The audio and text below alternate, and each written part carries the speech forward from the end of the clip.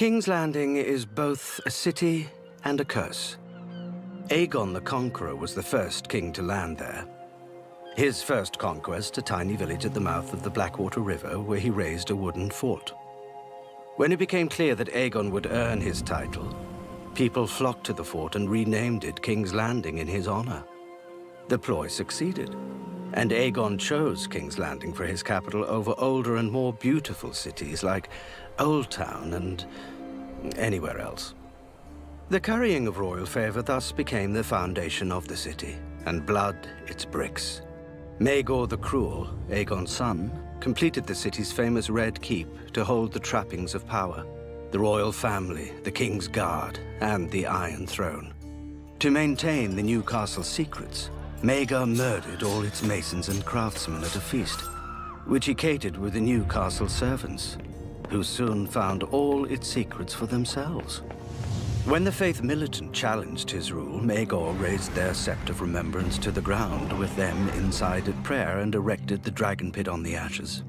But the great dragons it housed were attacked by the very low-born people they were meant to terrify.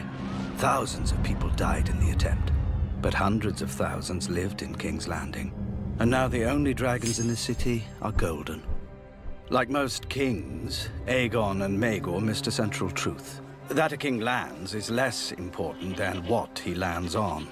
The people, who will never visit his Red Keep, or his Dragon Pit, or any of his noble monuments to nobility, because they're too busy holding up his realm. Without the slums of Flea Bottom and the poor and desperate folk it produces, who would fight the king's wars and cook the king's meals, and admire him as he rode past at speed? Without its winding dark alleys and pot shops, where would the Red Keep empty its sewage? Of all kinds.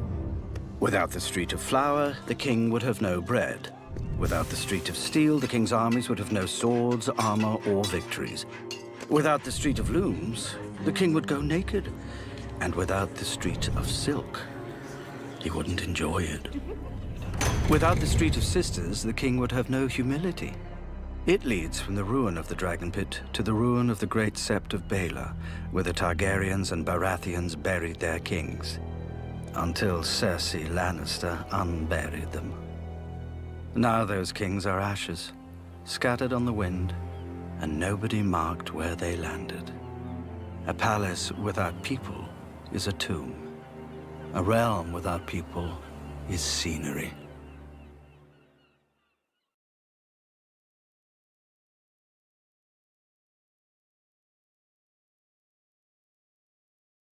It should not be hard to recruit lords into a war against an enemy known as the Mad King. We can even understand the lords who chose to honor their oaths and fight for him. But the Krakens of House Greyjoy set out Robert's rebellion on Pike with their tentacles up their arse. My father Quellen was old, and sitting is what old people do best. Well, second best. He would have sat out the whole war, if not for my brother and me. We convinced him that nobody would fear the wolves of the sea if we curled up by our fires while others feasted on the spoils of the Mad King. So the old man creaked into his rusty armor and set sail for the Reach, only to be routed by Tyrell longboats. When my father sadly fell in battle, my older brother Balon beat a tactical retreat to his own inheritance as the new lord of the Iron Islands. I'd rather die in the Reach than live on the Iron Islands. The roses are prettier to pluck. But my brother was getting old and felt that longing to sit. And the sea stone chair was as good a place as any. Within a few years, he realized that sitting is only fun if everyone else has to stand. He had the priest reforge. No, that's not right. They picked up sticks on the beach, wove them into a new ancient driftwood crown, and declared Balon the king of the Iron Islands. Unfortunately for my brother, the other king in Westeros, Robert Baratheon, was famously bad at sharing, and his father by law and warden of the West, Tywin Lannister, had a mighty fleet at Lannisport within striking distance of the Iron Islands. Yes, you were very clever, and how brave, burning our ships at anchor in the night. they would have burned the same in daylight. Iron's a lazy beast. You didn't rouse until long after I set fire to your proud mane. I planned it all, you know. My first torch took your father's flagship. If it makes you feel better, we didn't loot it. Out of respect. And time. I don't think I ever saw Robert happier than the day he heard about the Greyjoy Rebellion. He'd been king for a handful of years, and many handfuls of other things, and it was clear to him and everyone else how ill-suited he was to rule. But battle he could do. Unfortunately, by the time we raised our army, we seemed to be winning the war. Balon's eldest son, your nephew, died trying to storm Seagard, and his men were thrown back into the arms of their drowned god. If we wanted battle, we'd have to hurry north before the Ironborn put down their own rebellion. And we would have, if I'd had my way. Rebelling was a stupid idea. Never stopped your people before. Before Balon put those sticks on his head, I told him that if he wanted to rule the Iron Islands, all he had to do was give King Robert a tour of them. Why waste our forces fighting a war we couldn't win for a place our enemy wouldn't want? With the Iron Fleet, we could reef not just Westeros, but the rich lands beyond the Sunset Sea. But my brother was too attached to that seastone chair. He commanded me to sail the Iron Fleet against Robert's navy before we could ferry his army to Pike. A navy commanded by Robert's younger brother, Stannis, most known for sitting in a besieged castle eating dogs and horses. Remind me, how did you fare against a man who'd never commanded ships in battle? Nearly too well. Stannis smashed your Iron Fleet at Fair Isle. After I sailed it into a strait, where our numbers and the size of our ships would work against us. It took some doing to convince my men to rush into such an obvious trap. Stannis was not a subtle man. You would rather claim treason than defeat. Victory would have only delayed it. We couldn't hold off Robert's forces forever, but we could waste enough Ironborn that we wouldn't even fill our own islands after the war. I made sure the silence escaped. That was enough for me. That, and watching your army smash my brother's castle soon afterwards. Why didn't you just abandon him after Fair Isle? Why risk your precious life fighting for him at Pike? I wanted to kill the best knights in Westeros. You failed. So did you. I expected pursuit when I fled Pike on the silence. But I suppose you were too busy not punishing my brother to not punish the man who burned your father's fleet. And now, I'm back. You were back. But what is the King of the Iron Islands when he's off the Iron Islands? I'll never see those shit-stained rocks again. But I'm getting old, and I find myself wanting to sit down, as my father and brother did in their time. They just chose the wrong chair.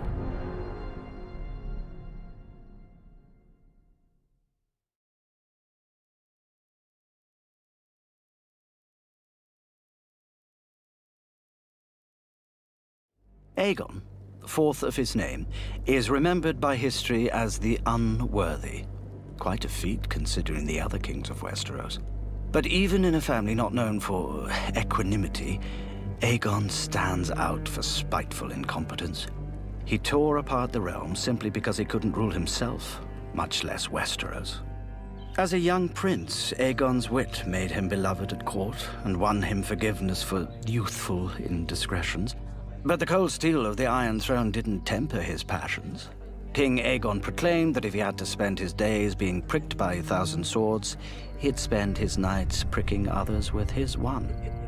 Lords sent their daughters from court so they would not catch the king's eye, whilst other lords summoned their daughters to court, so they would. The only woman in whom he took no pleasure was his sister and wife, Nerys, even after she gave him a son and heir, Daeron. Perhaps Aegon was jealous of her supposed love for his brother, the legendary hero Prince Aemon, the Dragon Knight. Aegon was most certainly jealous of him, not of his bravery or honor, but how young maidens swooned and old whores cried at the songs about him. But most likely Aegon disregarded his wife and son because he chafed at restraints of any kind. be they the bonds of marriage, or patrimony, or even reason. When Prince Daeron objected to his father's foolish plan to invade Dorne, Aegon incited a lick-spittle lord to accuse the queen of adultery with Aemon, making Daeron illegitimate. Prince Aemon defended the queen's honor in trial by combat. But while the lord's claim publicly died with him, no sword can kill a rumor. Out of spite and pique, Aegon had seeded doubt into his own heir's claim to the throne, which bore bitter fruit with the birth of another son, the bastard Daemon Waters, by the king's own cousin. Raised in the Red Keep on account of his mother's royal blood, Daemon grew tall and powerful, and excelled at all the martial skills that men wrongly value in leaders. Instead of protecting his own heir from a rival, Aegon knighted Daemon at 12, and shocked the realm by bestowing on him the Conqueror's own Valyrian steel sword. He even let the boy renounce his common bastard's name and take the Targaryen sword's name for his own, becoming Daemon Blackfire. Still, though a name can change, blood can't. And Daeron was Aegon's only true-born son, until he wasn't. On his deathbed, Aegon forever earned his epithet by legitimizing all his bastards, from the base-born sons of whores to the great bastards of noble ladies, including Daemon. Fittingly, Aegon's last act was to thrust himself into the realm and seed chaos. A Targaryen without self-restraint may have led Westeros to the brink of ruin, but the Highborn pushed it over. Though Daeron governed justly and wisely, correcting the worst excesses of his father's rule, many lords had grown rich off these excesses and did not approve of Daeron's reforms, particularly the peace he struck with Dorne. The malcontents rallied to Daemon and whispered that he should be king instead of his brother, whom, thanks to Aegon, many suspected was a bastard. At first, Daemon indulged these lords out of courtesy and vanity, but over time their grievances and flattery wore down his objections, along with any sense of obligation to the half-brother who had granted him lands and a wife. Daemon agreed to claim the throne by right of birth, and more importantly, arms.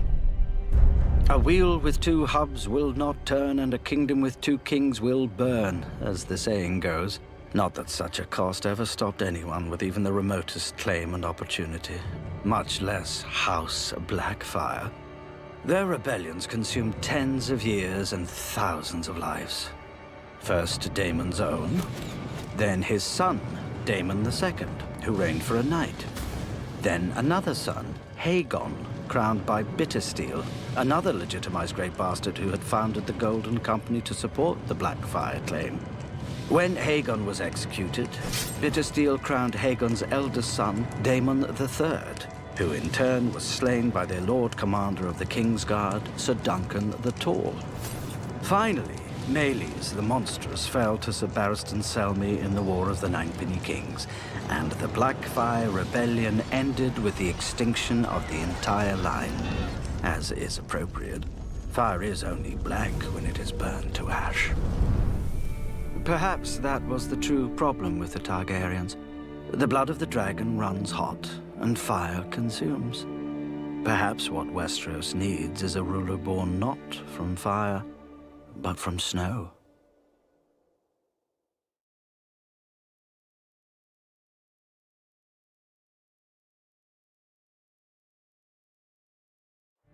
For thousands of years, when my people looked south, they saw only a wall of ice where lonely crows perched.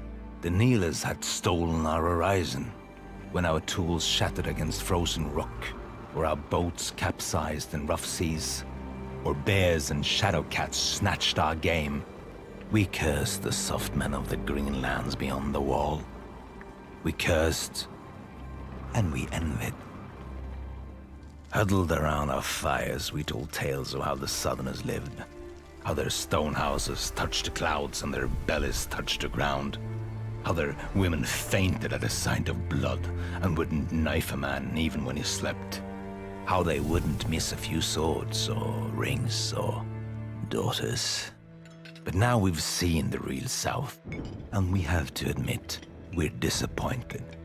Southerners live life bent over, In the fields, in courts, in bed.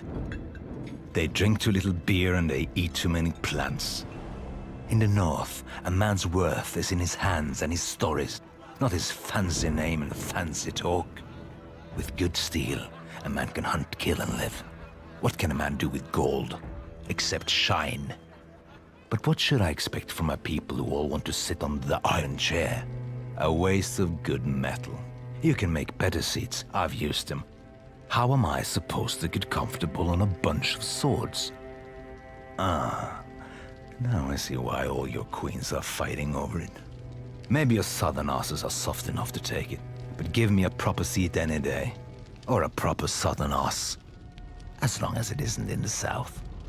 From what I hear, King's Landing is even hotter and madder than Winterfell. Full of oath breakers, rich shits, and tiny women.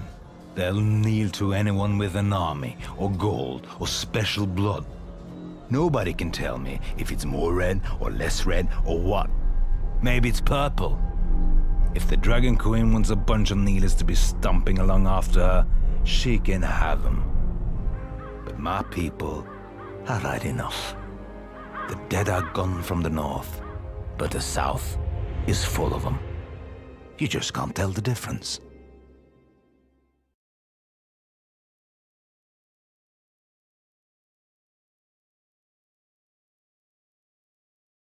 The coin of Ares, second of his name, had landed on madness.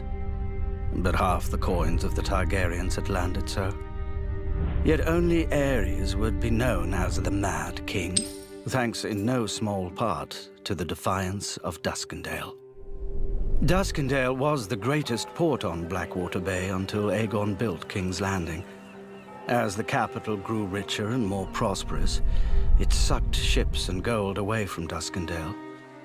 To halt its long decline, the Lord of Duskendale, Sir Dennis Darklyn, petitioned King Aerys for a royal charter that would allow him to levy his own port fees and taxes, which would obviously be lower than in King's Landing. The Hand of the King, Tywin Lannister, refused. But, knowing of the tension between the Hand and its king, Sir Dennis invited the king to Duskendale to evaluate his petition himself rather than deferring to his Hand. When Tywin admonished the king to refuse, as any sensible advisor would, a petulant and bristling Aerys instead accepted, traveling to Duskendale with a small retinue and only one of his Kingsguard. As soon as Aerys stepped within the city, Sir Dennis seized him, killing the Kingsguard and the few others who dared defend their king. Aerys was hauled to the dungeons to have his beard pulled, and have other petty cruelties inflicted on his royal person. Lord Tywin immediately raised an army and marched on Duskendale, but Sir Dennis threatened to kill the king at the first signs of an assault. If Sir Dennis hoped to force Tywin to offer terms, he didn't know Lord Tywin, who refused to even parley until Sir Dennis released the king and surrendered. The royal army surrounded the city, and the royal navy blockaded it. Sir Dennis had clearly not anticipated such obstinacy, nor that the king's Hand would be in no rush to save the maddening king, when, as Lord Tywin himself pointed out, the realm had a better option in the king's much more stable son, Prince Rhaegar. After 6 months, Lord Tywin's patience was at an end. Or at least, none could claim he acted recklessly if he now stormed the city and Sir Dennis killed the king. But the dutiful and honorable Sir Barristan the Bold volunteered to infiltrate the city and rescue his king single-handedly, as befit his Kingsguard oath. Tywin couldn't refuse such valor, publicly, and so begrudged Sir Barristan one night. Then he would storm the city and put every man, woman, and child to the sword.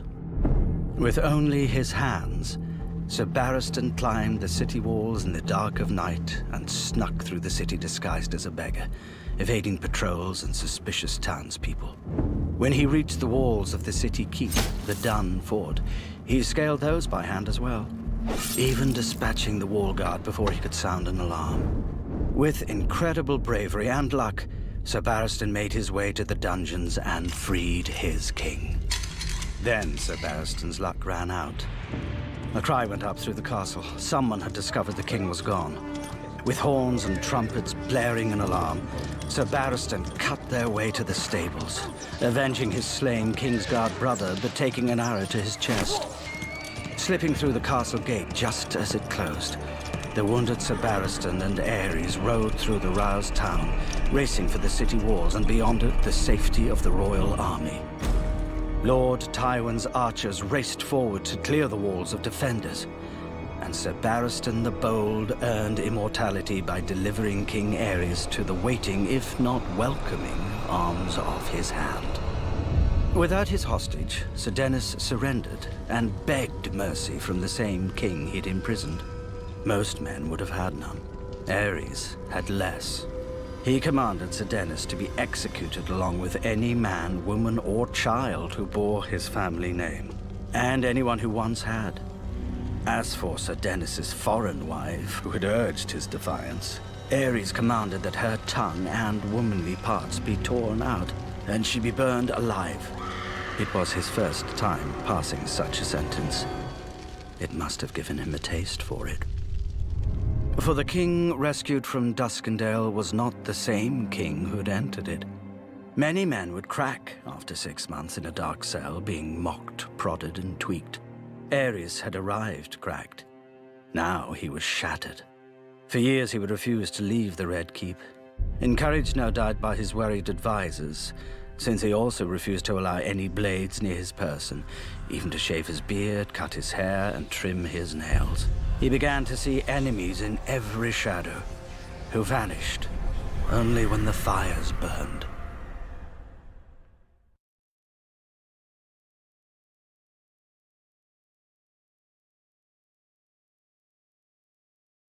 Though the Targaryens had forged the Seven Kingdoms in fire and blood, they didn't govern with them. Until they did. Maegor, first of his name, defined council as confirmation and disagreement as treason. 3 Grand Maesters tried to avert disaster. Instead of taking their advice, Maegor took their heads. As a second son and exile, Maegor was never meant to rule. But no sooner did Maegor hear of his brother's death than he flew Balerion to Dragonstone and demanded the crown. Only the Grand Maester dared object that the throne should pass to his older brother's firstborn son, Prince Aegon. Maegor insisted that the Iron Throne should go to the man with the strength to seize it, and beheaded the Grand Maester. Prince Aegon soon took him at his word. He claimed his father's dragon, raised a host of Westermen, and marched on King's Landing while Maegor was in Old Town. Far from the capital, Maegor couldn't rally an army to match Aegon's. So he ordered his banners to swarm Aegon's larger army from all sides, confusing the young prince and slowing his advance.